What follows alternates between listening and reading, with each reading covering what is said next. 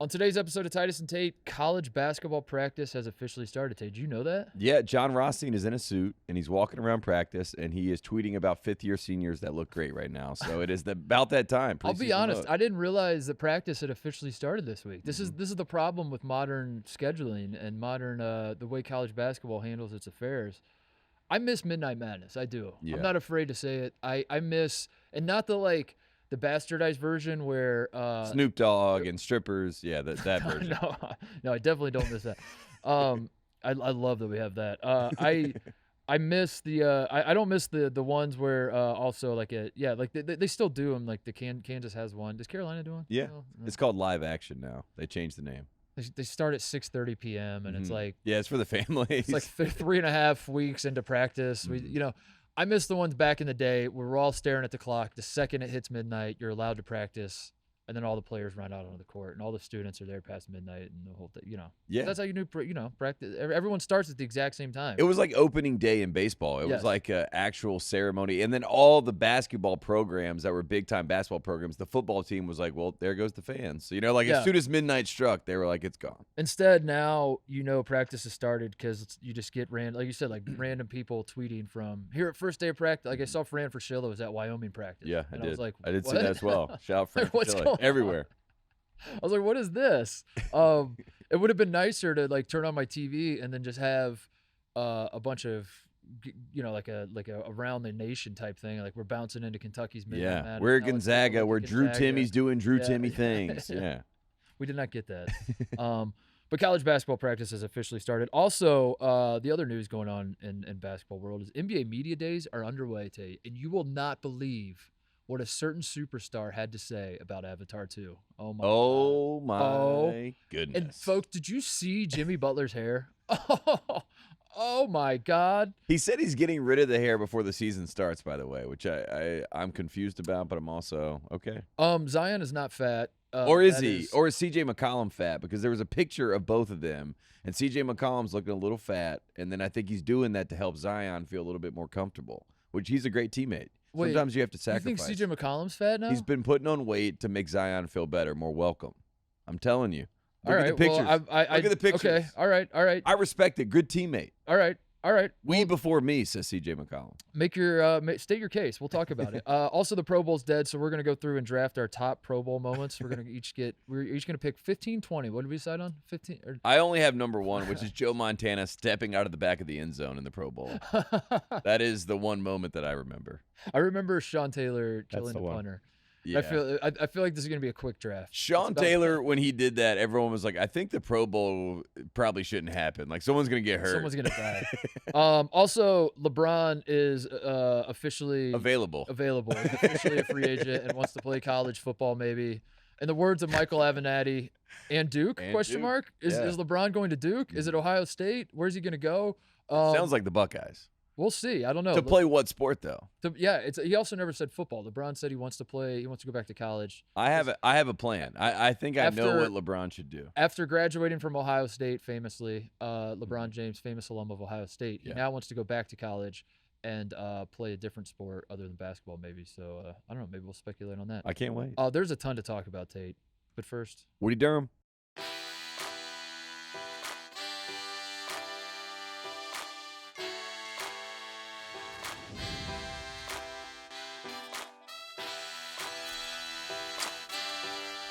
before we get started, I meant to ask Jim this off air, but we're on air, so let's just do it now. Did you end up going to Disneyland by yourself? No, I did not. I've never laughed. We didn't talk about this on the show. We talked about this. No. Jim texted both of us on Friday and said, "Got one pass to Disneyland for whoever wants it. Let's hit it." I got a second free ticket. My sister hit me up Wednesday night with a free park hopper pass, which is worth like $300 or something, $280, but it was just one for one person. Yeah. So I look to see if I'll buy another ticket. Like if somebody wants to buy another ticket, then we just go half price, like each or something.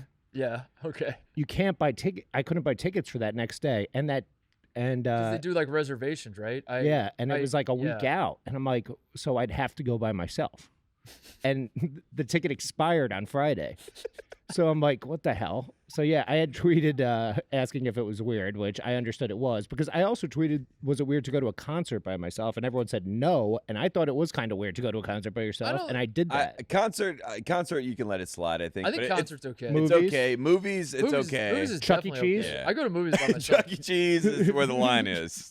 I go to movies by myself. Movies are great by yourself. You don't Disneyland have by to- yourself at our age, I think. Yeah. I think But what there's if I people cleaned up? I red shaved the flags. beard. I had a mustache. I think movies by yourself are fine. I think concerts, it's fine, but it's like you You just it's gotta fine. you just gotta have to be know. confident. Yeah, you gotta be confident. Movies, in what movies, you're it's doing. there's no difference. It's like you're, cares? Who cares? The lights are off. I like you're being all- by myself. Nobody's talking anyway. Exactly. Yeah. SPB. Was he by himself in that Of movie? course. Or is he- Yeah, I That's think- exactly I what he think was so. doing. He was Yeah. alone. Yeah. It would have been funny if he He was was there with with like himself. 4 people. It was like a group. Concerts, you just have to like be very confident because at some point you're going to be dancing along or something. Or If you're by fine to dance by yourself. yourself and you don't feel like people are looking at you weird or whatever, you're gonna be Yeah. fine. But if you're thinking about it, you probably should go with someone else. I think I can't believe I'm saying this, and this is going to be used against me in the court of law at some point. I'm sure, but I think Disneyland by yourself, you can't acknowledge that you're doing it. Parody law. I think- Parody law. Yeah.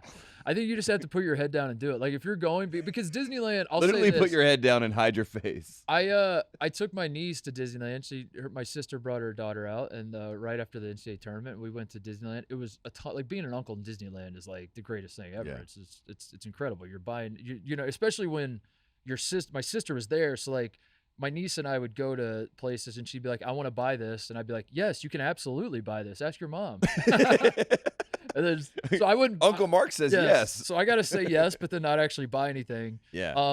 But what I was gonna say was like my trip to Disneyland, I learned it is more adult friendly than I realized, in that like there's a lot of the one side of the park you can drink a lot. That's what like, my brother was you know saying. what I mean? Yeah. He was So, like, I he actually- was like, parents like it. It's I fine. actually think you could go as an adult and have a good time. So like I think there's a way you go by yourself. You put your head down. You just go get drunk. But like once you start telling people, "Hey, I'm here by myself," yeah. that's a no go. And you don't want to be a Disney dolt. You know what I mean? Yeah. Like those types are different. They're almost like Scientologists. You know what I mean? And I could see Yes. Jim going there by himself, going to the alcohol area, and then somehow becoming friends with these Disney dolts and getting adopted by them. And then all of a sudden he's at Disney every weekend. You should be a Disney mascot for the show, for content, just for like a month. You're just like goofy. One of my friends did that. He was like a Tweety Bird at like Warner Brothers in Australia. He said it's like 130 degrees in that It's costume. like Cousin Greg. And you switch out of that costume every 30 minutes. You go through like 11 of them a day. They have like multiple ones because it's so hot in there that you're like every half hour you go back, you put on a different one. So that's why they So go back disgusting. and change shifts. Yeah, I always all the just thought time. that they were taking a lot of breaks. You know what I mean? Yeah. I was like, God, these guys had the life. They just like come out for 5 minutes and go take a Mascots break. today. It's not the same. Yeah. So you didn't go as the final. All It right. was within 500 yards of a school, so I wasn't allowed to. Oh man. All right. Well, Honestly, that was the funniest text I got on Friday. I got up to Oakland and then I'm looking at my phone and Jim's like, "Anyone want to go to Disneyland with me? I might go solo." I meant to ask before. I the asked Kyle, show, he couldn't and- go because he has Moses. And he also said Lana would kill him, so That's right. I was Kyle like, she would kill you for this? Oh man. I meant to ask before the show and I didn't. I'm glad you I'm asked. glad we got I mean, that that out was a there. good laugh. I needed a good laugh to start the show. Should we talk about Ime Udoka? Yeah, maybe we should do a follow-up. do a follow up, do Yeah. some cleanup. So Mhm. the last show we did, we were talking about the if you don't know the Ime Udoka news, Google it maybe, I guess. I don't know. But also I mean, don't worry because nobody knows. Nobody knows. I was going to say, you could Google it all you want, but you're still not going to find I was anything gonna out. say last show we did, we were trying not to speculate, but also trying to read the tea leaves, and we were trying to make sense of what the hell was going on. Fast forward to today, we still don't know what the hell is going on. There's still it's still not exactly clear. I will say, doing a follow up from last show, it warms my heart to see how much people hate Woj. I do like that. Yeah. Because I thought that I was like some, I'm not trying to be like Kyrie Irving here, where like I think I'm a badass hero who's like. You're like, I'm speaking out for the sorry for voiceless. trying to save people. Yeah, my bad. I wasn't. Yeah. I don't think I was that, but I didn't necessarily think it was like a popular opinion to be like, Mhm. Woj is not only not cool. Like he's actively bad and he's Yes. terrible and he's like Yes. also a horrible person. Mm-hmm. And get this man out of not only my face but all of basketball. And masquerading as a journalist, Yeah. and basically by default ruining journalism. So I thought there's a chance we might get a little blowback on like how hard we go in on what, and the exact opposite happened. And like it was very refreshing to see so many people be like, yeah, Yeah. this guy's terrible. He's the absolute worst. And so that's one little follow up I wanted to do was that I like that the tide is turning and people are The seeing it. tide is turning, and I think this could be a tipping point. And also, if you watch, they had a press conference. The Celtics did. Brad Stevens, Wick Grosbeck, the owner. They have their full breakdown of what all happened. And Brad Stevens spent about a minute and 30 seconds, basically like very choked up and very honest and genuine. I thought from what I saw, and he was basically like, what happened from the fallout of the situation and what happened, with the women on our staff is inexcusable. And I think as he was saying that, I'm sitting there at least, and I'm thinking we're all trying to blame Twitter, which is like just the common man, right? There's this public domain space, but we all know who the blame is. Yes. And it is Woj. And I think him even saying that, you can connect the dots, and I think that's why it could be a tipping point, because if you're one of these NBA franchises, if you're the group of 30 owners, you say, this guy's bad for business. And I think it's the first time that they've had this moment where it's like, this is bad for business.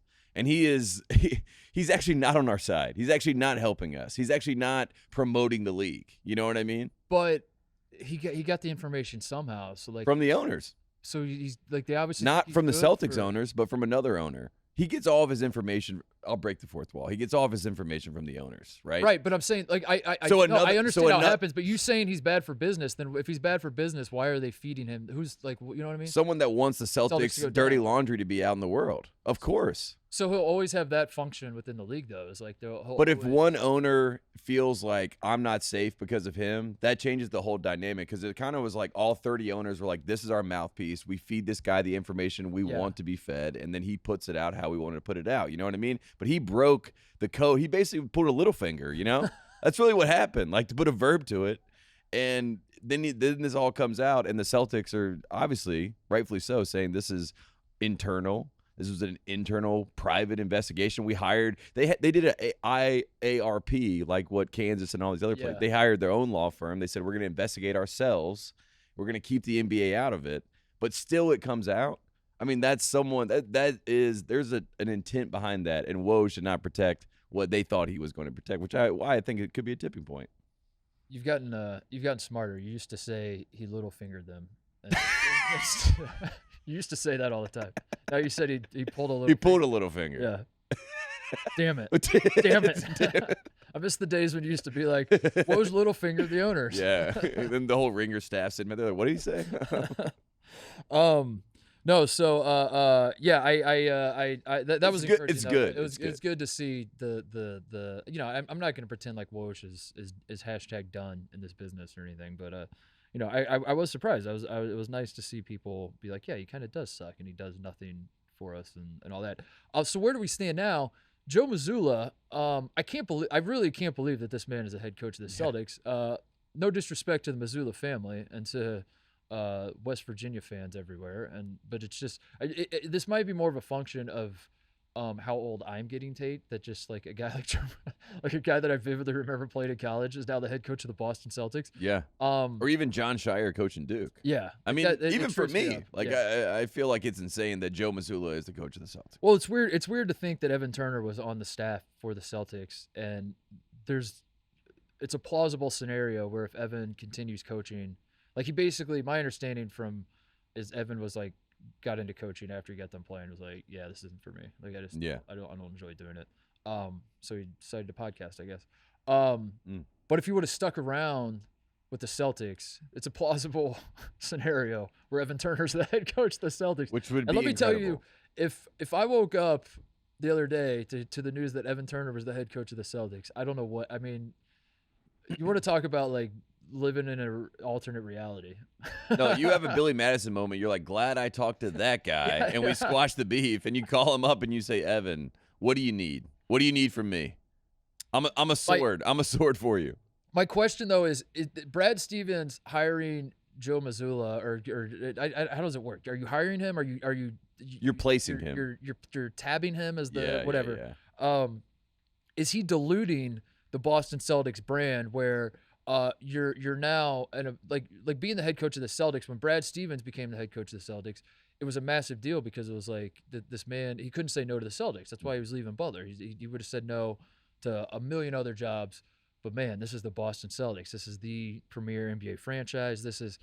But now when Joe Mazzulla is your head coach, dude, you know what I'm saying? Like, at what point are we diluting the brand here? Is this bad for Celtics business that Joe Mazzulla is now the head coach? I think it might be. I think it might be think at because this there's point- also baggage that comes with Mazzulla, right? That's all come out, and he's had has a history, right? And then Brad Stevens is sitting up there and he's answering these questions. So it's like you go from this one scandal that you're answering questions. You're like, we got this guy in, and they're like, okay, well, follow up. What about 2009? Brad, And your coach, yeah. when your coach, the scandal that your coach is involved in, do you feel like this is, and he's like, you're going to have to clarify. Yeah, he's like, which one? What the hell is going on with Udoka though? Like what? So I think at this point I've seen enough to know, he's whatever happened was bad. Obviously, like whatever. And there's no misunderstanding. Yeah, I mean Matt Barnes did this video, right? Yeah. And then everyone, one of the things people like about Matt Barnes, me personally, is that he's very seemingly genuine and very honest. And when he told the real story of his Derek Fisher situation, which was, I mean, that was straight out of television. You know what I mean? And it was like he was like, here's my first person narrative of what happened and what transpired. You're like, I appreciate that. So for him to come out, who's had some issues, you know what I mean, and say, it's worse than I thought. Yeah. This is crazy. Like that automatic. But again, it's all speculation. But he says that, and all of a sudden we all go, oh, okay. Well, there must be more here. And then Whit Grosbeck, the owner, says it was a volume of violations. It wasn't just one specific instance. So it's like, again, all speculation. But it seems to be worse than maybe even we could imagine. But Brian Windhorst's voice. Let me go ahead and wag my fingers. Mm-hmm. It feels like everybody knows what like this isn't no. It feels like a lot of people in the NBA community know what's going on, which is why Matt Barnes endangers himself and all of the people driving on the road around him to make a video of himself as he's driving to say, "This is bad, you guys. This is what do you say? Is 100 times uglier than I thought." Yeah. Right, 100 times. 100 times uglier. Yeah. Which and then he goes on to say like, "I don't want to be. It's not my place to be the one that says what's going on." But then you're like, if Matt Barnes knows what's going on or what happened or what the situation is, surely there's a lot of people in the NBA world that know what happened.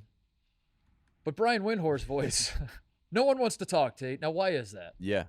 Why is that? Well, because Ime Udoka, I mean, by all intents and purposes, I mean, he just took the Boston Celtics to the finals in his first year as a head coach.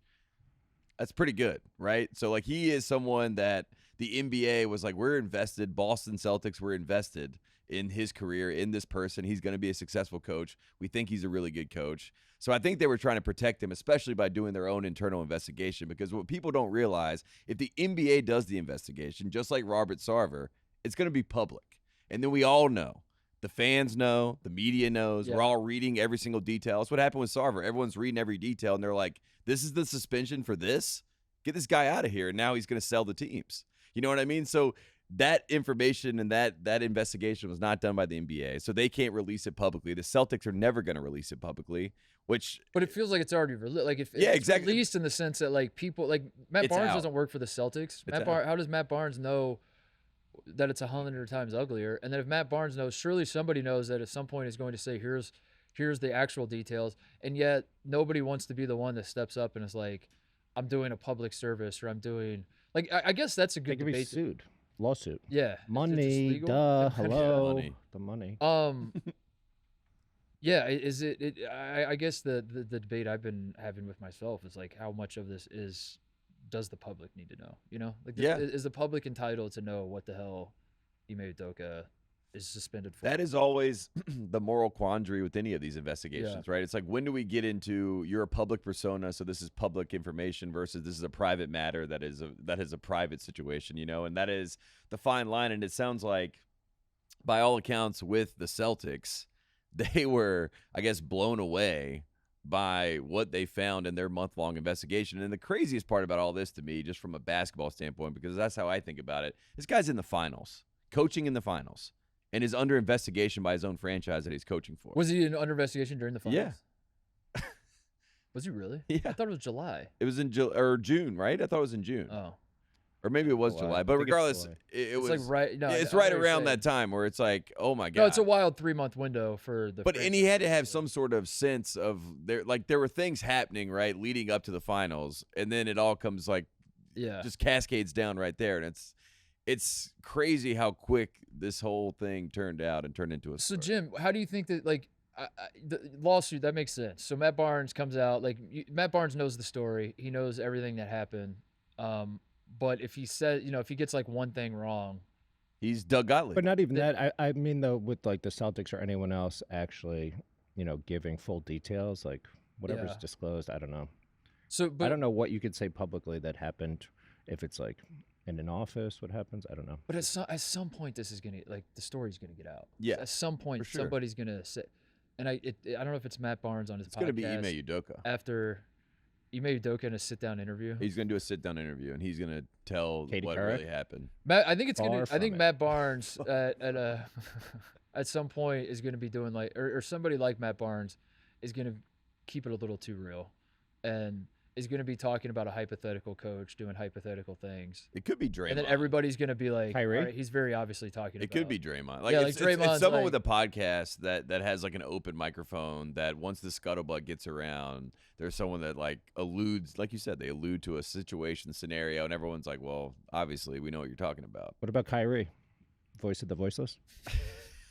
No, Draymond has like Patrick Beverly on his podcast. Yeah. And they're just And talking. They're just talking about Yeah. being in the league. Pat for a Beverly long also time. has a podcast. He's someone that could There definitely. you go. So they're just talking about being in the league for a long time and some of the things you've seen, and then you're just like, I've heard of coaches doing X, Y, Z, but they get a little too loose with like Mhm. what they're explaining a coach doing, where everyone's like, that's definitely Ime Udoka, is it not? Yeah.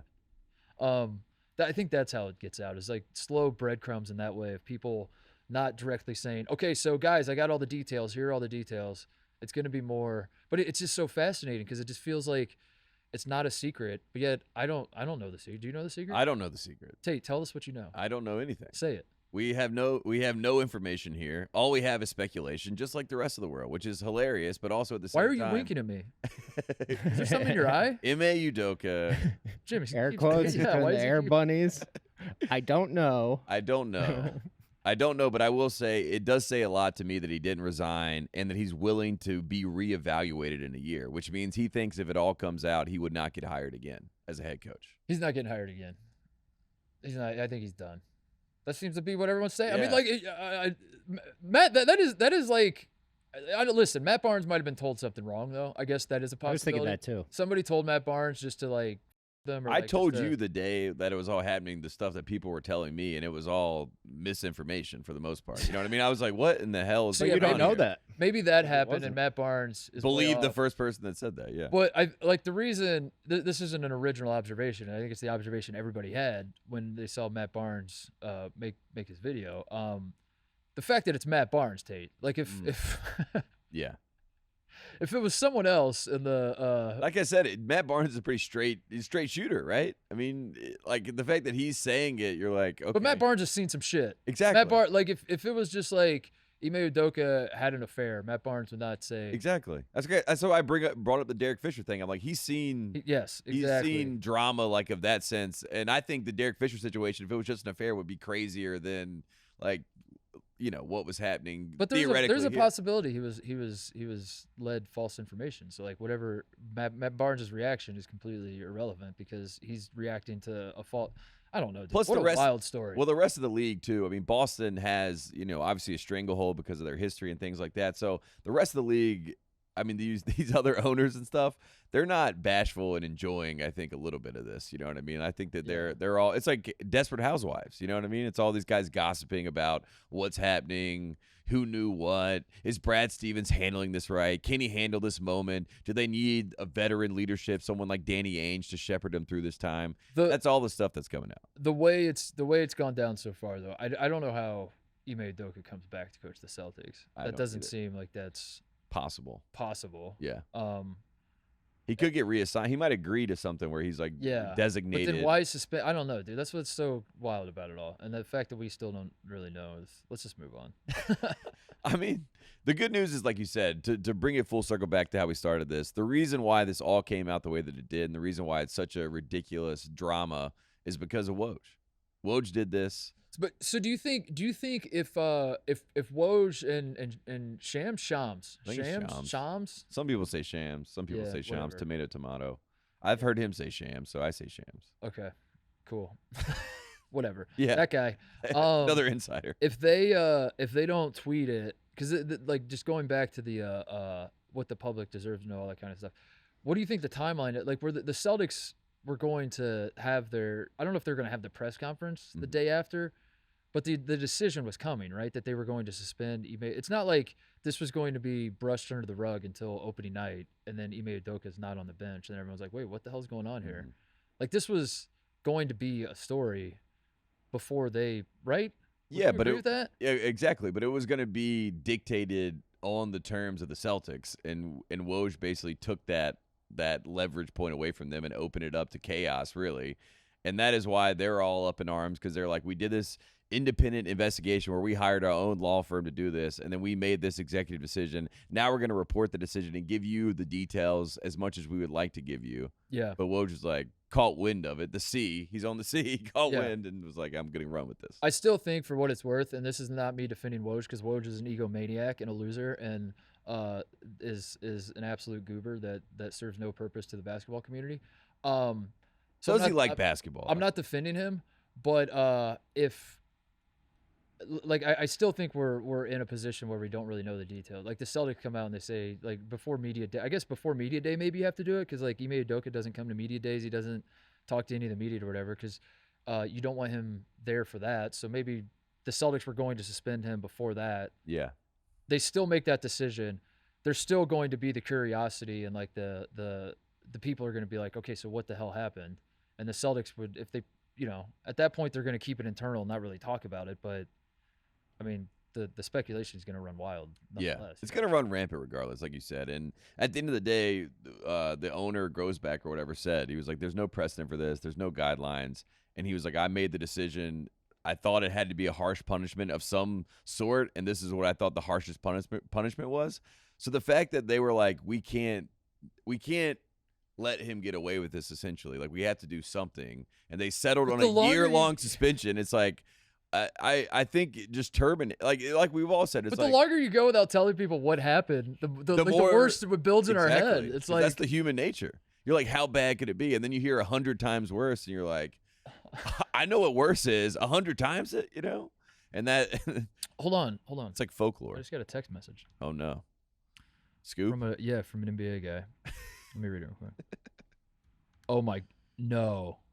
He's telling me what happened. Oh no. Hang on, let me read through this real quick. I'm not going to read it on air, but I'm going to just skim through it. Oh my God. No. Holy, oh my God. Dude. That's bad. All right, we can move 1,000 times worse? I would say 1,000 times worse. Nice. Wow. That's so I probably shouldn't say. But it's I would say 1,000 times worse than how bad Matt Barnes thought it was. I would say it's 100 times worse than that. You think what so is that 1,000? Yeah, I think it's 1,000. You know what I need to solidify that's 1,000 times worse? I need Rick Pitino to tweet, "Oh my goodness, just heard the news on Ime Udoka. I would love to share it, but it will not be me." And everyone's like, Rick Pitino thinks it's 1,000 times worse. Or he just tweets the picture of him with when he was the Celtics coach, the logo behind him, and he says Rick Pitino is not walking through that door. Honestly, the Celtics should hire Pitino. Can I say can we pivot to media days, because Please. One of the funniest parts of the NBA media days going on today is the juxtaposition of, you have on one hand you have the Celtics, who looks like they're doing like a murder trial. Every Boston Celtic that just gets in front of a microphone is like, under oath, solemn and just like trying not to say anything. And they're like fifth, or like, yeah. What'd he say? They're like fifth. And also on that side of the spectrum, you have like Kyrie Irving talking about how big of a hero he is, Yeah. and Kevin Durant saying, I never wanted to trade. Yeah. And why would you doubt? Why would you doubt I want to be here? I wrote Durant's quote down. I don't feel like I've got to prove anything to Net fans after 3 years. I'm committed to moving forward with this team. If you've got doubts, that's on you. Yeah. I requested the trade. It didn't work out. So if you now don't trust that I want to be here, that's your problem. Yeah.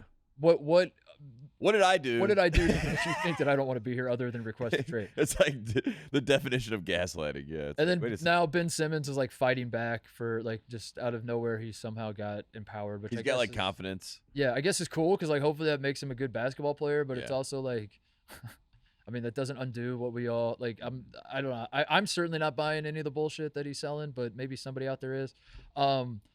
So like you have the Celtics and the Nets on that side, and then on the Ben other Simmons side, has been selling this same shit since day one. You know, since what LSU, dude. I mean, literally, His whole life. Yeah, I've seen this before. So, but NBA Media Days is that, and then you flip to the other side, and it's like it's Giannis and Steph in a love affair with each other, and it's like Jimmy Butler growing his hair out and laughing about that, and Taylor Rooks interviewing Jimmy Butler, which someone pointed out to me that you got to keep an eye on Taylor Rooks interviews with NBA players because it's the funniest thing ever to watch them like stick their chest out and like pretend like they're they're like basically just flirting on the air with Taylor Rooks. Yeah. It's amazing.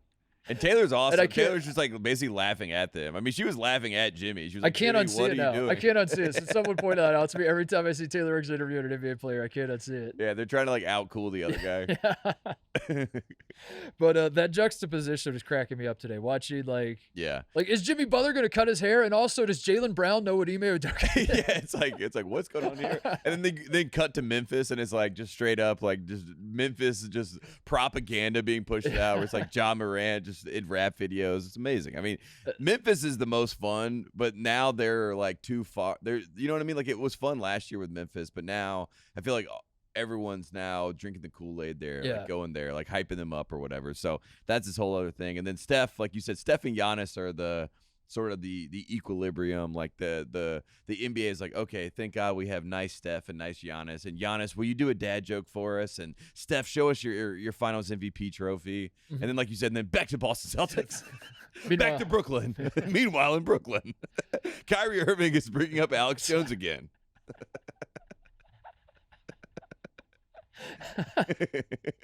It really is. Cut to Chris Paul in Phoenix, and he's like, the Sarver situation. We got to get him out of here. How many times did Sarver use the N-word around you? You're like, what the? I'm like, what are these questions? Cut to L.A. LeBron's taking pictures with Westbrook, and he's like, we running it back. Lakers fans are all in the comments. Please trade him. Please trade him. That I guess is. That's the appeal of NBA Media Days to me. Is just like you get a sense of what the season is like from day one. It's like a preview, and it's all just like based off videos of these guys just like flexing with basketball. You also get a sense of how the local media is going to treat everybody because I'm fascinated by that. Like by and large, from where I sit, NFL media seems to be pretty consistent across the board. I know some franchises pretend like they're like the New York media is like they might think that they're harder on. Or Philly media is like, man, being a Philadelphia Eagle is one of the hardest things because, boy, these fans in this media, I feel like that's everywhere. I feel like every NFL media, they start from a position of like, our team sucks until they prove otherwise. Yeah. And then I'll start. And even when they do prove otherwise, they're like, this shouldn't have happened. Yeah. Here's why.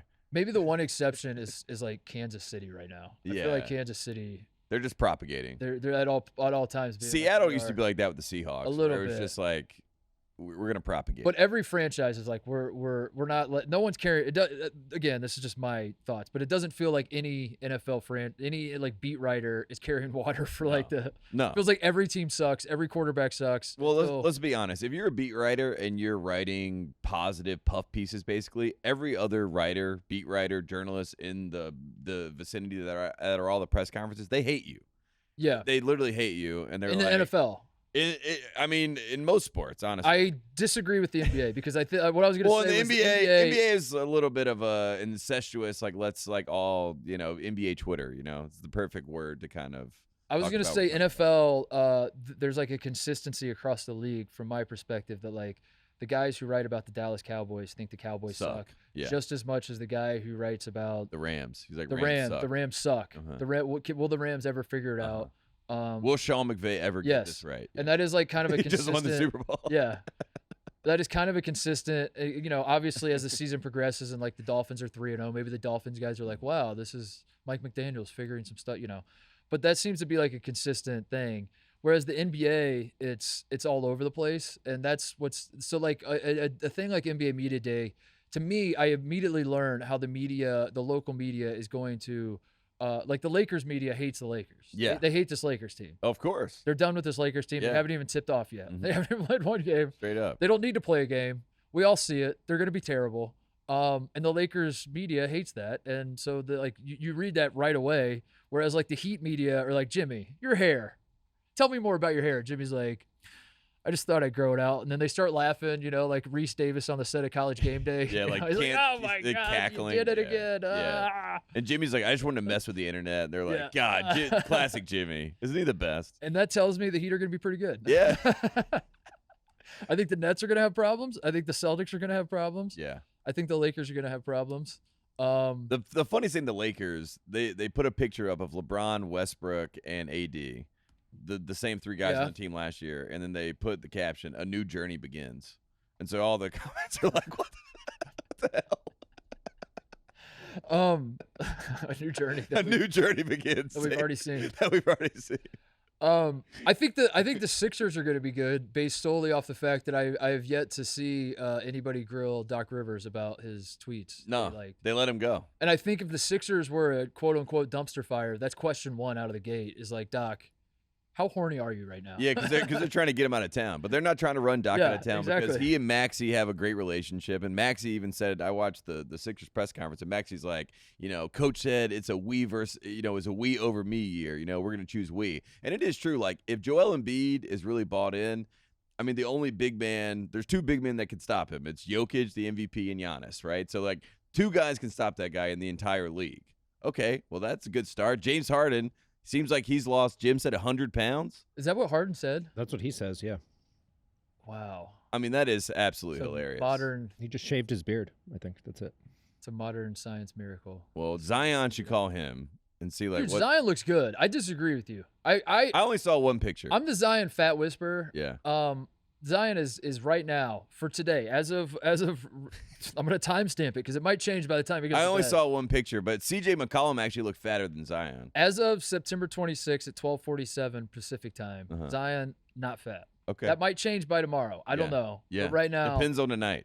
Honestly, it didn't even look like him. Like even his face was like a little tight. Oh wow. And then he's talking about how good he feels and all.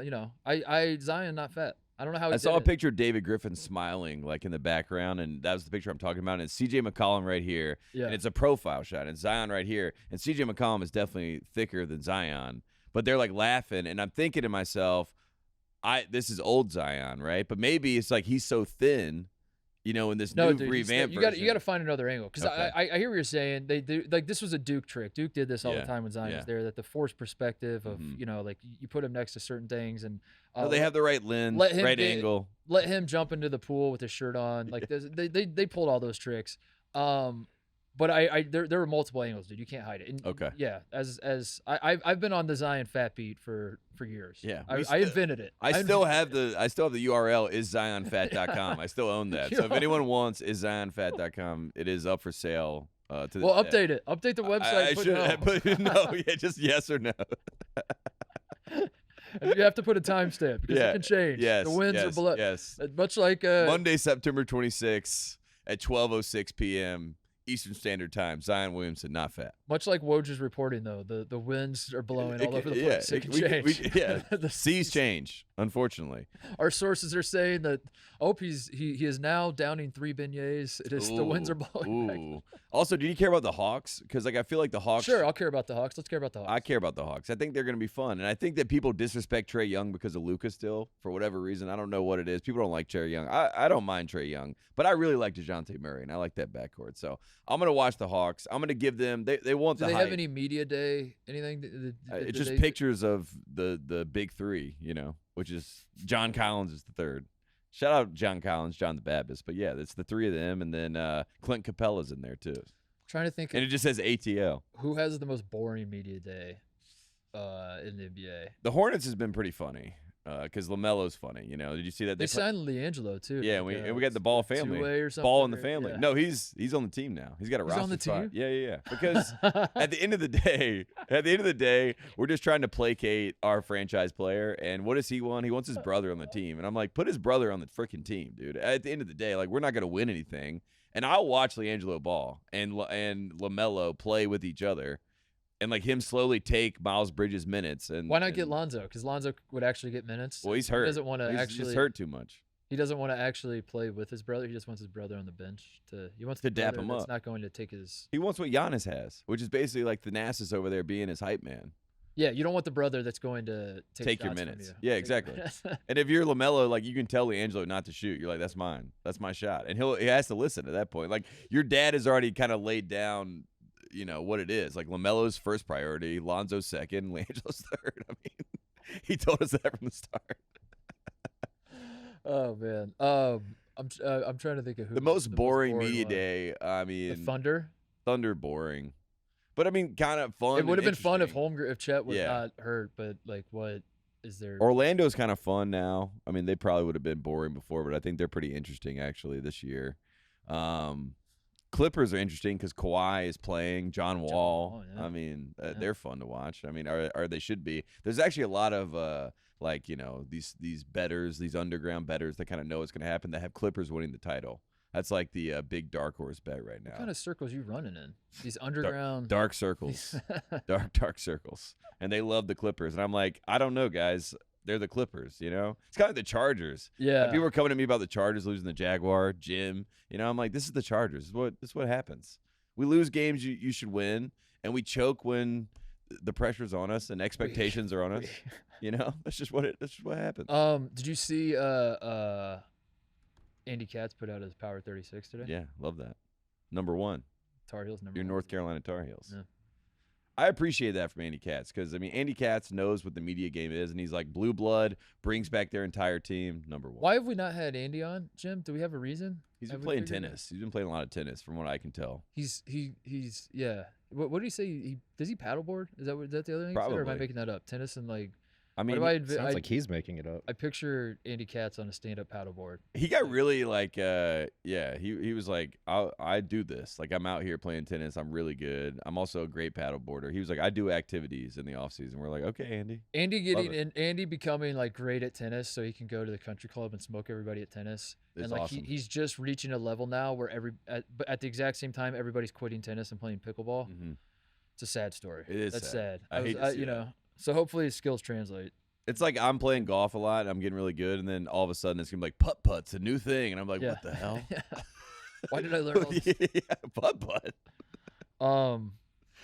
Yeah, college basketball practice is underway, but it sucks, dude. Because like Midnight Madness, like it sucks how not exciting today is. I guess. Yeah. This used to be like I wouldn't say a holiday in the kind of a holiday. Like It as would far as hit. college basketball calendars Yeah. goes, it was a holiday. And it was cool to It see hit, what yeah. programs did Midnight Madness and like, what teams thought they were going to be really good this year. Like obviously this year, if they were doing the ESPN, like you said, we just popped live in on campus for the Midnight Yeah. Madness. It's like, I want to see Houston. I want to see North Carolina. I want to see Kentucky. I want to see Gonzaga. I want to see UCLA. Like we bop around the country, get the Midnight Madness moments. Amazing.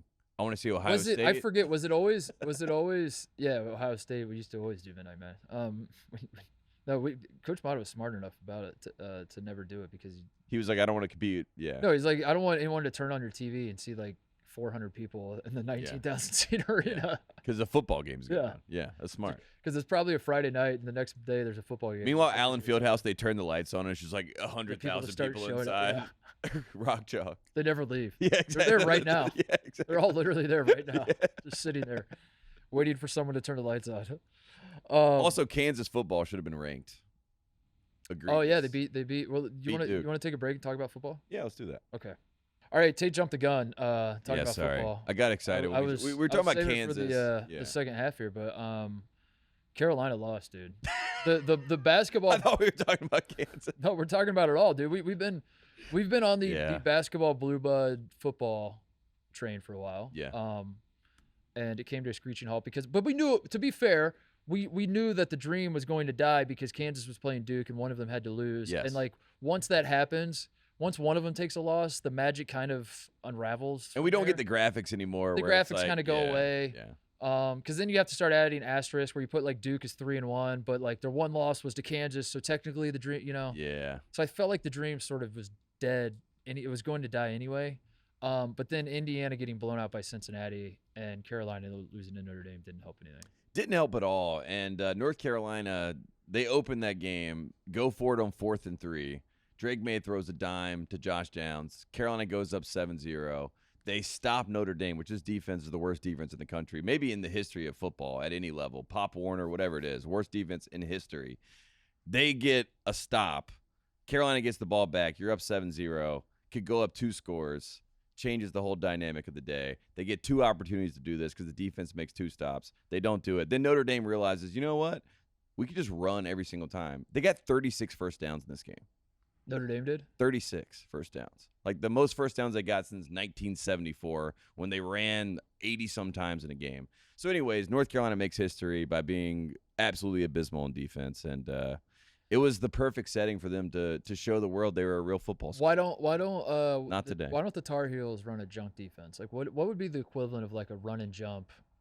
Just in like football, that. you Remember know? that West Virginia like 3-3-5 or whatever, like that bullshit. I don't care what it is, dude. I mean, there has to be a better way. And you know what's even crazier? I'm not a football. I mean, I like football. I talk about football, host football shows, but I'm not like a football mind. I'm not sitting there saying like, what are these packages or whatever. But I do know one thing: when some team is running for first downs, 5 yards a carry at the least every single time, why are you in a nickel package? Why do you have all these defensive backs out there that are just getting run over, pile driven by these guys? And I'm like, can we put another linebacker on the field? Can someone I think Carolina should just do I think you need to come up with a junk defense, and that could be your brand, because I think you could sell it to here's the move, is that you just try to be the highest scoring team in all of football. Part of how you do that, though, like I'm saying, you're already there, but I'm saying this is your brand now. You suck, like you lean into sucking on defense. Like you're like, we purposely, because right now we want you to score fast so we get the ball back. The way you're talking, it sounds like they're actually trying to stop people and they just can't. Yeah, which I'm is saying even worse. Why not the equivalent of a run and jump defense where you're basically just like blitzing everybody and just trying to throw, just spider monkey them, dude. Just like run around out there with your arms flailing. And they can't know what you're doing because you don't even know what you're doing. Yeah, you know freelance. What I mean? It's just a lot of freelance. Everyone's like freelance out there. I want. No, imagine you're a quarterback and you're lining up against North Carolina, and like all your training has been like, look at the safeties. Look what are they coming up? Or are they rolling over? Like send a guy in motion. Are they passing him off? Is they running with? Like you're trying to read everything, but it's chaos. On the other side, it's like the defensive tackle just stood up and is now in the flat. And like now they're like just everyone's running in circles. I don't know, man. I don't know. It's an idea. It's something. Yeah. And it sounds like it's not that much worse than what Carolina's doing already. What Carolina's doing right now is bringing in a lot of 4- and 5-star guys who, I mean, look, I'm excited when they sign. It's like Mac Brown did it again, another top 10 class, right? And then they come in and all they want to do is get tape. You know what I mean? They're like, I got to get NFL tape. But in between getting their highlights for the NFL tape, they're totally content to get blocks. Like the D-line's like, they like run into blocks and just sit there. And they're like, I mean, he blocked me. What do you want me to do? We're just not going to put that one on tape. Yeah, don't put that one off the tape. So it's a lot of that. But I think you come up with that. You play that defense. And then now you can go recruit all the 5-star quarterbacks and receivers and running backs. And you'll say, we're going to have the ball the entire game. We're going to dominate. Like you're going to have an opportunity. We're going to throw the ball 84 times a game because every time the other team gets the ball, they score a touchdown. Drake May threw 5 touchdowns in this game, no interceptions. He had a fumble, but threw 5 touchdowns in this game, and they didn't have a shot. Like, they weren't even in the game. And Notre Dame had scored 45 points in 3 games going into this game and scored 45 against Carolina. So Carolina football dead? Is it? It's not dead, but I mean, it's just one of those things where this is a easy. Notre Dame sucks. Like, let's be honest. Notre Dame sucks. Like, this is a perfect time to win a game, get people on your side. You're 4-0. You get a little momentum, and then you just completely blow it. If you were doing your football podcast that you did last year, was it last year or 2 years ago? Last year. I believe. You still be doing it at this point? I mean, yeah. Okay. I mean, Bojangles was still in. Bojangles was excited. No. I just mean, like when they're like, we got a top 10 team. I'm like, I know we got a top 10 team. It's Mac Brown, baby. It's what we do. And then it's gone. And poor Sam Howell was like running for his life out there. I mean, it was miserable. But it goes back to the defense. What I'm saying, if that was this year, are you hitting the eject button yet? Or are you like, no, we're still fine. We just lose. No, because you can win the Coastal. All right. You can win the Coastal. So you still might be a football school. We just got to win the Coastal. I think Kansas is legit, by the way. I think they're legit. I think they should be ranked. They should be ranked. Yeah. I thought that was actually really messed up. They weren't ranked. I found myself actually every Saturday, before Saturday, like as the week's rolling by, I find myself checking who Kansas plays this upcoming weekend, what time they play. It seems like the fans are excited too. You know what I mean? Like it looked like it. You know, a lot of times they would show Kansas football games, and it's almost sad when you saw the stadium. Sort of like Duke. You see Wallace Wade. You could always like if you're they were never on like real television. So if you're ESPNUplus.com / you know, ESPN3 Kansas football. The cameraman would always find like one person that's like reading a book at the Kansas game or like knitting or you know. Exactly. And it's like raining. They're like in a poncho. and it's the student run. Like the students are actually filming the game. It's not even a real production on set. Yeah. That's pretty much what it is. Yeah, Kansas hosts Iowa State. Is Iowa State good? They got I think Iowa State. I think they're good. Yeah, they beat Iowa, right? Yeah, I saw. Yeah, I think their coach is supposed to be good too, right? I can't remember his name. What about NFL stuff going on? Because I have this note for you. Please. We were talking about it last week that all the quarterbacks suck. So I've become fascinated with this. 9 of the top 10 passing leaders in week 3, like the guys who, if you took all the, that makes sense, right? Yeah, the guys, yeah. The most yards passing in week 3. 9 of the guys out of the top 10 lost, and the only one who won was Jalen Hurts. The other guys who led the league just week, just week 3. The other people that threw for a lot of yards all lost the game, and is Herbert on that list? Wonder, yeah. Well, it makes you wonder who's a good quarterback and who's not, because like who's playing for themselves, who's playing for the team, all that. We versus me. My good quarterbacks power rankings right now. Please. Jalen Hurts number 1. Love Jalen Hurts. I have concussed Tua at number 2. I think he's better concussed. I think when he gets concussed, he looked calmer. Yeah, he looked like the game was slowing down. Yeah, the pocket presence went up. Awareness went up. At number 3, I have Cooper Rush, who plays the Giants tonight. The Cowboys play the Giants tonight. I think Cooper Rush might end up being Tony Romo 2.0. I don't want to get ahead of myself, but you remember when Romo came in and everyone's like, this is not the guy? Yeah. And then slowly they were like, wait a second, what do we have here? Do we have a quarterback controversy? Cooper Rush. I think you have to put unconcussed Tua on the list because he was playing well at number 4. He was playing well before he got concussed. Because he had thrown 1 touchdown, right? Yeah, he'd already thrown 1 touchdown. At number 5, I have Trevor Lawrence, who is might be good. Might actually be good. Yeah. I do appreciate that Trevor Lawrence it seems like this year, without maybe the worst coach in NFL history, he seems competent again. I am going to go blind when I roll my eye at how hard I'm going to roll my eyes when Trevor Lawrence at some point this season talks about how nobody believed in him when he was the number 1 pick. And everyone was not like, only the number 1 pick, he was the number 1 recruit of all time. He was like the best quarterback prospect. People said that he was the next Peyton Manning. Yeah. Like every single person was like, this guy is the surest thing we've seen in a long time. But I do get the feeling that at some point he's going to be like, man, it feels good to have things start clicking after last year when no one believes in me and all that stuff. Which I guess is kind of like Baker Mayfield talking about it. I'm like, you're the number 1 pick. Sort of fair, I guess, because like last year was a disaster. Yeah.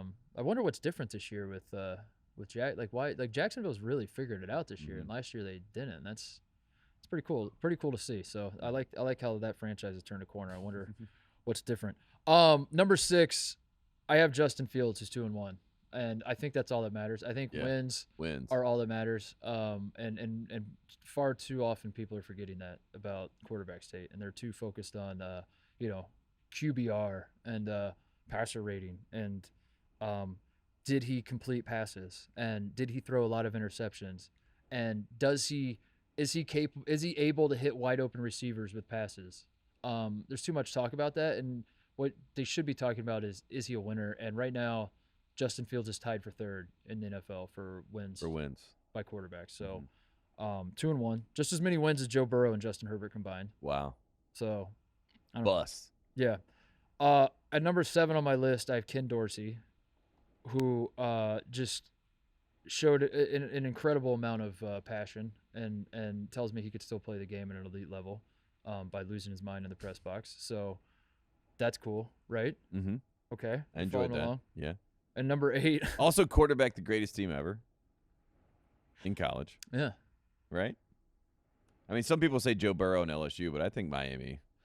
I think that Miami team counts. I think that's why people are so salty about Ohio State beating them, because I think deep down everyone knows that team is better than Ohio State. Even Ohio State people will tell you that they were better, and just Ohio State won that game.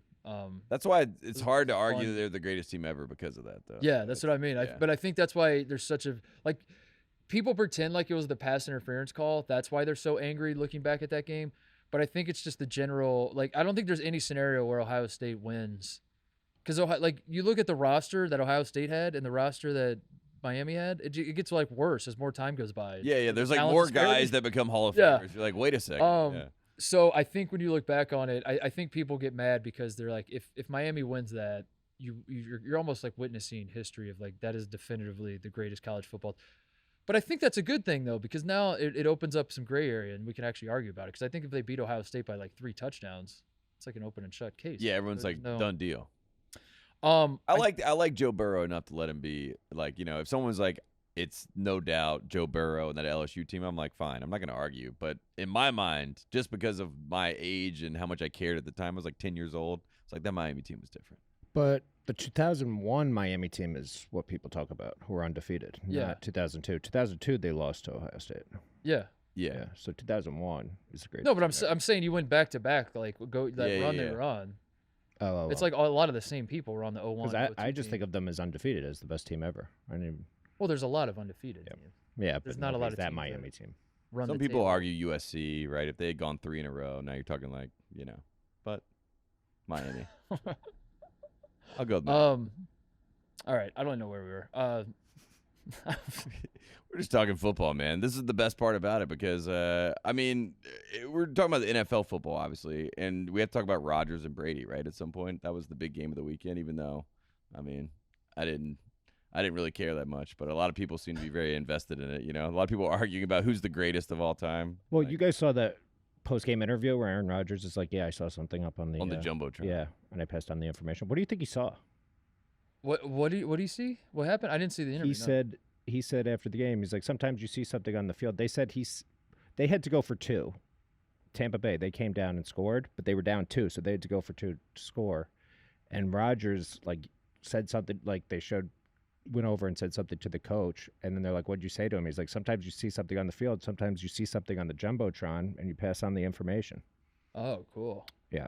So Rodgers basically took credit. He was like, "This is all but me." I wonder what he saw. I saw the jumbotron. But what was it? The snow game, the Raiders, where Tom Brady Tuck rule? fumbled. The Tuck rule game. That's it. Sorry. Yeah. Thanks. Eric Allen was running by. He's the one. He was on the Raiders. He was a cornerback. He was amazing. He was running by and heard the play, heard the sideline, heard Belichick say it. So he knew what it was, and that's why they sent that corner blitz and hit Brady, which was a fumble, by the way. Wow. How about that? Yeah. So Aaron Rodgers is saying he did something like that. Aaron Rodgers did the tuck roll. Yeah. I picture Aaron Rodgers So is Aaron Rodgers the GOAT now? Is really the Aaron question. Rodgers is watching his defense, and he runs over to the floor, and everyone thinks he's telling him something that he's seeing, but really he's just like, "Did you know that the CDC actually fudged some of the tests?" He's like, "My guy just called me. I got more ayahuasca." He's like, look, Matt, look at the data. The data says that masks do nothing. They say that we're all sheep." Look at it. My friend Kyrie says, "Oh my God."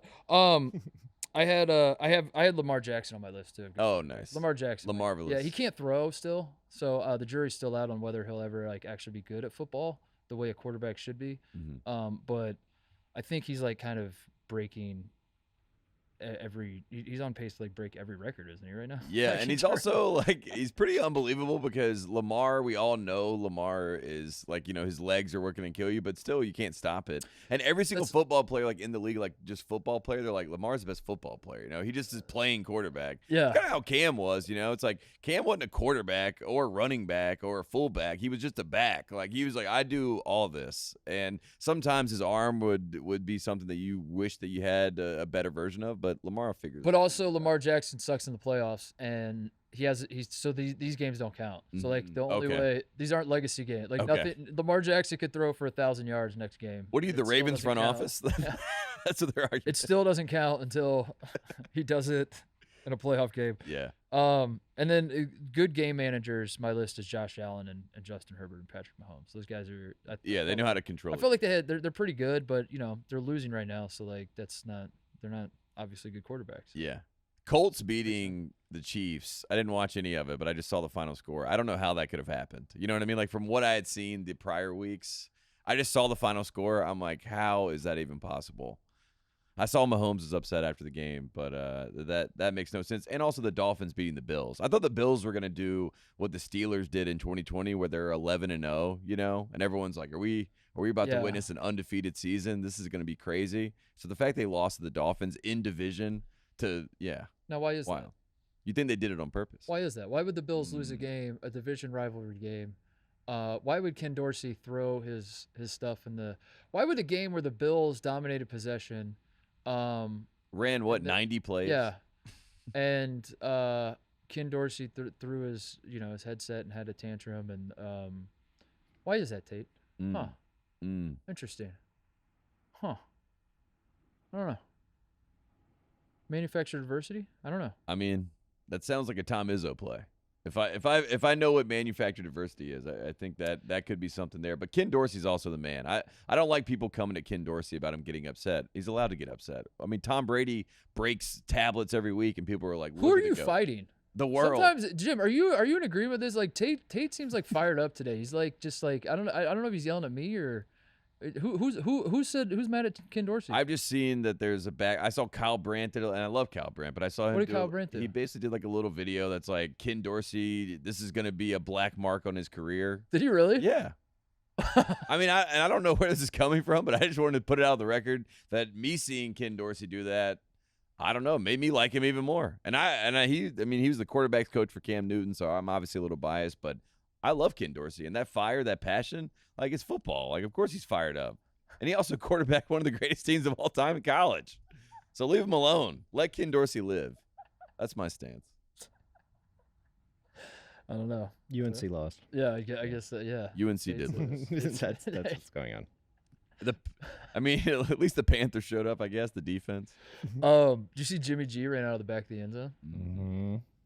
Yeah. You think he did that on purpose because they didn't start him week 1? Oh, I think it's Jimmy G. Yeah, I don't know. I actually think that's like something that could happen more often than it does, and I think there's like a lot of quarterbacks are lucky they don't do that. They don't do that. Yeah. Of course. I think it's one of those things that like could happen to anybody, but everyone wants to pretend like it can't. And yeah, you have to, you're an absolute idiot. I mean, I will say Dan Orlovsky running 5 yards. Like 5 yeah, I mean, he was like Forrest Gump running into the tunnel, like full speed. And then he was like tweeting like redemption or whatever. I'm like, Jimmy G had like half of his foot out of bounds. Like, you sprinted on the white. You almost hit the goalpost. You dodged the goalpost. In his defense, you're pushing security guards out of the way as you're scrambling. Jared Allen was coming in. Like, that guy did not get a block on him. Yeah, that's true too. Like, I mean, that was scary. If the choices are look like a moron or get crushed by Jared Allen, that's like, true. I'd probably just take the safety. Take the safety. I mean, you're literally running for safety. He's like, I have to get away from this. I think Sal said that Jimmy G was going to throw a pick 6 anyway, so it was actually a smart move to step out of the back of the end zone. That's a good call. Mm-hmm. Like, yeah, because it's something like when you see it, you're like, this guy's an absolute bozo that he would do this, but I don't like quarterbacks don't practice that. Yeah. Like, how many times do you think they're drilling? Like, all right, we're gonna take a snap at the 1 yard line. That's not part of the plan. Yeah, not part of the plan. So you just probably gotta go do up that instinct situationally at times. Yeah. And you probably, in your head, you kind of have an idea that you can't go back that much further. But I don't know. Sometimes. But like, what you step out of bounds? And you're dropping 7 yards anyway. Usually, like if you're dropping all the way back, so you're already moving back to a pretty close I don't mean line. to suggest that it's not a bad play. Like, it's stupid. We know it's bad. It's bad, and not you gotta have better field awareness. But at the same time, I'm surprised it doesn't happen more. I really am, because I feel like it could happen to anybody, and I feel like at some point, like there's a feeling that only a moron would do that, but I don't know. I feel like at some point, like Brady or Rodgers is gonna do it, and then people are like, "Yeah, shut up. It doesn't matter." Yeah, it doesn't matter. Yeah. But like J.R. Smith steps on the line taking a 3, and he's out of bounds. Like, he just gives the ball back to the ref, and we're like, oh, okay, that was dumb. But then you move on, and it's no big deal. You know what I mean? Yeah. Like it can happen. Like, it's hard to be situationally aware all the time, unless you're what's his name? Don't talk bad about J.R. Smith. I never. Although he had the other historical brain fart of getting the rebound and taking off the wrong direction. Yeah. In the 2018 finals. Where does stepping out of, in your mind, Jim? Where does Where's it running out of rank? bounds out of the back of the end zone rank in terms of brain farts? It's not terrible. It's not as bad as like Patino in Kentucky not putting somebody on Leitner inbounding the ball. Do you think anyone will ever do that again? Let the inbounder just throw But do you think Grant Hill threw the pass? Do you think we have the benefit? Grant Hill, you're do you think right, it's just because we have the benefit of hindsight? Like the whole reason we know that you got to put a guy on the ball is because of Grant. That's because of that play. Rick Pitino did not do that. Yeah, That's the whole and reason. people we all crushed know. him afterwards. Yeah. Mm-hmm. I mean, it was a big mistake. So you do, okay, never mind. No, I'm doing, no. I'm doing a poor job explaining what I'm. No, I'm sorry. Do you like I was. You're the one who's old as shit. I'm not. I wasn't alive then. Do you think at the time it was a mistake? Do you think, Yeah. Or do you think it's Absolutely. like now? But I mean, it's not. Yeah, but that was like thought out. I don't know. Do you think There's at the other time ones. everybody's like, how could you possibly do that? Or is it like now? I don't. Like because of that play, we all know now. Like put a guy on the ball. But at that But point in still, time, do you people think a will run lot out of the back of the coaches end were zone. just like, yeah, I mean, put more defenders down Yeah, there exactly. and intercept the pass. Exactly. I That don't think was it was. a I don't think it was like a common knowledge thing where people are like, you have to put Yeah. someone on the ball, you know. Yeah. And then once that happened, they're like, you have to put someone on the ball so that he can't make That's what I'm a saying. football throw. Yeah. Yeah. But it is kind of shocking to look back on that now and think you just let this band throw wide Yeah. open. And this has come from two guys that say Rick Pitino is probably the best coach in college, or maybe all of basketball history. You know what I mean? So, but we all have blind spots, and Rick Pitino right there, Grant Hill. Mm-hmm. Chris Webber also is one of the blunders. You know what I mean? We talk about just big, just brain farts in sports. The timeout. He traveled before he called the timeout, though. People forget he did travel. They didn't call it. They tried to save him. Jim, do you want to? Or did you make a list? Yeah, I have a Did you do couple the more. list? What about Matt Hasselbeck in the playoff game, the wild card game, where he's with Seattle in Lambeau, and he wins the coin toss, and he says, "We want the ball, and we're going to score." And then he goes and throws the game-winning touchdown to the other team. Yeah.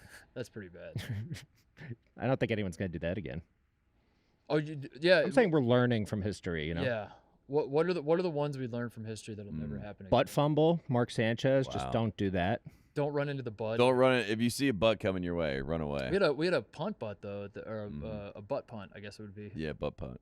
With the Dolphins, right? That happened. What about the Stanford band running on the field? I still think that happens. I still think Really? I still think there's a world where because that kind of that happened in that happens every so often where like there's time put like especially now where they stop and review it to see how much time is left on the clock and stuff. I don't know if like the ball will be live though, but like the idea of like the fans running onto a field or a court. Yeah, and the last play though, all the laterals. I think that could crazy. happen And the guy again. going through and jumping, he even Oh, you hit mean like the score guy. Yeah. like scoring a touchdown? I don't think could happen. I don't know. But the whole band running on the field, I feel like the bands are kind of. Yeah, I don't know. I think that could happen again. I feel like Ohio State could do that. You know, like you guys could get out there. You know, the band's like trying to celebrate real quick, and then something were to happen. Okay. Our boys marching around, 8 trips and falls like that Yeah. other time. Okay. What about Jose Canseco headbutting the home run ball, like the fly ball? Yeah, that's Grammatica blowing out his ACL, like celebrating a 40-yard field goal. Tony Finau also in the practice round, you know, when he twisted his ankle at the Masters, turned his ankle, broke his ankle. Who was the whatever. guy on the Lions that was celebrating a sack and that was a couple years ago and was those because to your point about Grammatica, Jim, I don't think that's going away. I think guys are going to get hurt celebrating forever. Kickers like jumping up and blowing out their ACL, celebrating. That was ridiculous because they were known for that too. I mean, like, he would jump around. It depends on how specific you're trying to. Like, are you saying, yeah, will a kicker jump up and twist his ACL and explode it again? I don't know, but like the idea of a guy having a season-ending injury, celebrating, that'll happen again. That happens. That happens enough, right? It could. I mean, I'm trying to think of when it's happened though. Getting hurt celebrating. It happens. It happens. I don't have but it happens. Okay, this is going well. Shoutouts, closeouts. Should we wrap the show up and put us all out of our misery here? Yeah, let's do it. Can I shout out LeBron James of Please. Future Ohio State Buckeye fame? I do think he tweeted on the 24th, do I have college eligibility if I went to play another sport besides basketball? How does that rule work? I feel like he should already know this because J.R. Smith is doing it at NCAA&T, one of his former teammates playing golf now. But I think LeBron has opened the door, and I think he could really help his GOAT conversation by going back to Ohio State, by doing something that's totally different than basketball. Field hockey. No. The decathlon. The decathlon. Because LeBron James, the only thing that he has over Michael Jordan is maybe he's the better No, athlete. you know what he does. Prove it. You know what he does, and this is like a public service that he does, and it helps Ohio State, but it also is like it's a way for LeBron to stroke his own ego, while at the same time, making anybody who says he's doing this for his own ego look like an asshole because he can spin it as though he was doing it for someone else. Yeah. Which is his favorite situation to be in. Exactly. You know?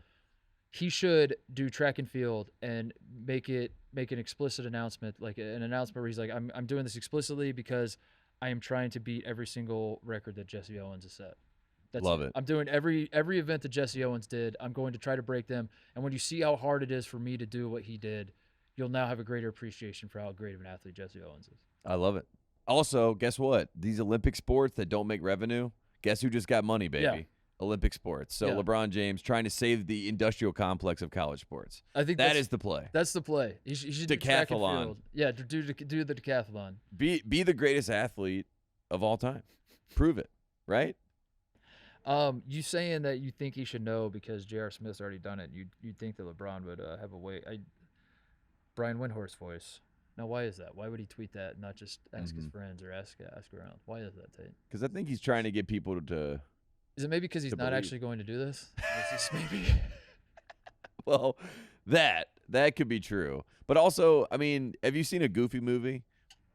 I've seen a lot of them. No, like the Goofy movie where Max goes to college and then Goofy also goes to college, you know? Yeah. I think that's what we have going on with LeBron right now. I think LeBron wants to go to college with Bronny, and I don't blame him. And I think he should enroll. I think he should be in the decathlon. I think he should go win the national championship simultaneously while Bronny is playing for the basketball team, hopefully competing for a national championship. The one thing I do like about James Gang.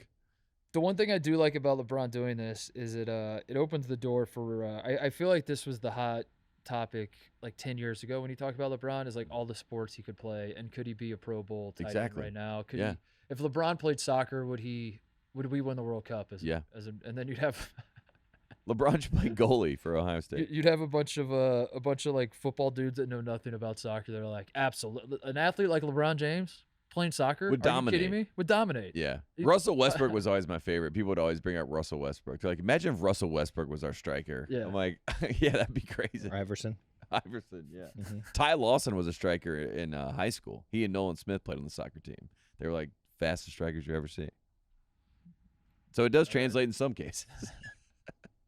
But I don't know. I'm excited about LeBron. I'm glad he tweeted that. And then also Gene Smith, the AD, came out and said, if you want more information, LeBron, I'm right here. Ohio State, door is open. Let's take this off air. And then LeBron quote tweeted and was like, we don't need to. Let's have the whole conversation right here on Twitter. I'm chilling.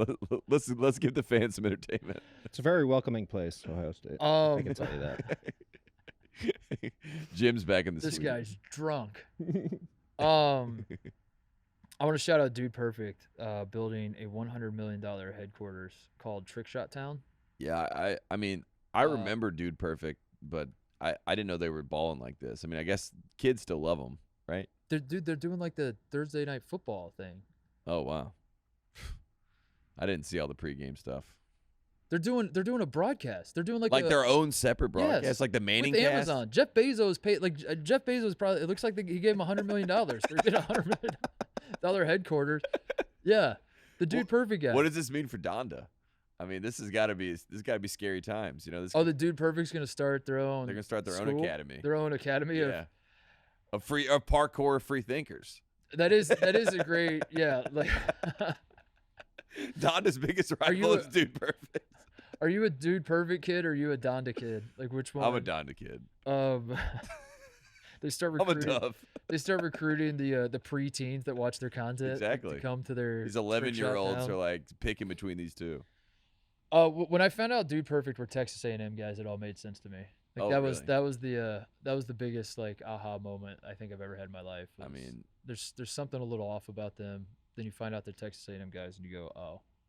Say no more. That all checks out. Yeah, they were college roommates at Texas A&M. That's what the internet's telling me. Wow. I give it 2 years before their HQ becomes a mega church, though, that they lease it out on Sundays and down there in Texas. Like, have you seen this the mock-ups for this thing? No. Oh, you have no idea what I'm talking about. We can just move on. I'm looking at it right now though. That's what I'm What's it looking at called? the headquarters. Flavortown? It looks like something that Jerry Jones would be a part of. Like, you know what I mean? Like, this is ridiculous. I also didn't know they had branding like this. 330-foot tower.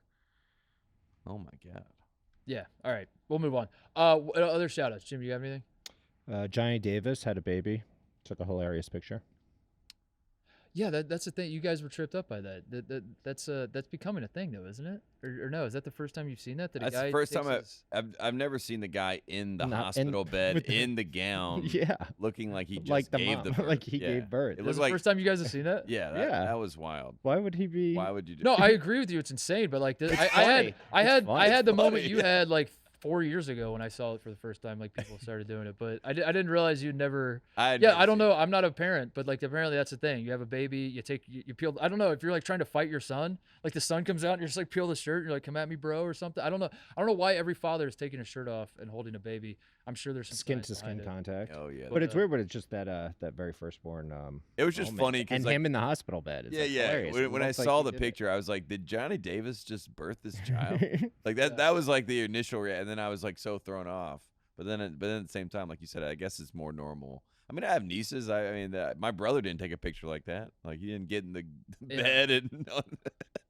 Yeah, I don't know. I don't know. I don't know. what protocol is. I wish I'm out of my depth. I here. wish I could look you in the eye and tell you that is unusual. Unfortunately, it is not. Also, are you aware that like when people are having a baby, they will like set forests on fire by popping off fireworks and say what? Nice Gender reveals. Yeah. Yeah, but like with the baby thing, do people also like when for a funeral like get in the casket and like take a picture or something to pretend? No, same thing. Dude, I agree with you. It's insane. It's just like it's been around for a while. All right, just show us your picture with your baby. Let's Get over it. Sorry. I want to shout out Herm Edwards for planning the story after he got fired. That his assistants were Genius. Were purposely. He's the best. Herm. Yeah, that's definitely fake, right? That's Herm Edwards. I don't know. Tate passed it on, so yes, probably. I mean, it was the Arizona State beat writer that put this whole story together. That basically there were claims that. No, I know the story, but I'm saying the like that didn't actually happen. There's no way that the assistant coaches were actually sharing secrets. With I would not think so. I mean, that would be like the easiest way to blackball your entire career, from what I would gather. But also, it is objectively hilarious. It's like the fact that it came out immediately after. You know, like you said, it might have been a plant. I think it was Herm Edwards called some reporter and was like, this is why I wasn't winning. And Herm's got to go back to the media too. You know what I mean? So this is a great way. It's like, I'll give you this story, I'll give you this scoop, and then I'm back. Yeah. It wasn't Herm's fault. They were leaking information. My final shout out: Houston Baptist is no more. R.I.P. Houston Baptist. I don't know if you saw this. Houston Baptist has changed their name to Houston Christian now. They're HCU instead of HBU. Wow. It is no longer Houston Baptist. It's a tale as old as time. Baptists don't want to publicly. The Baptists who realize that saying you're a Baptist makes you kind of a dork, so you just pretend like you're non-denominational. Wow. I'm a Baptist, so I hate to see this. As a Baptist from the Bible Belt, this is a big mistake. What about Stephen F. Austin's football team won their game 98-0? Did they really? Mm-hmm. Over the Warner Royals. The Pop Warner. Yeah, I was gonna say, there who you they go. play a high school team. Mm-hmm. Anything else? Is that it? That's all I got. That's it. I mean, it was a wild weekend of non-college basketball stuff, but I mean, slowly but surely, like you said, we're in practice, so things are gonna start coming out. We got to have Andy Katz back too. We need Andy Katz to give us a preseason update. I need a preseason update. It's about that time. All right, that's it. We'll see you guys later.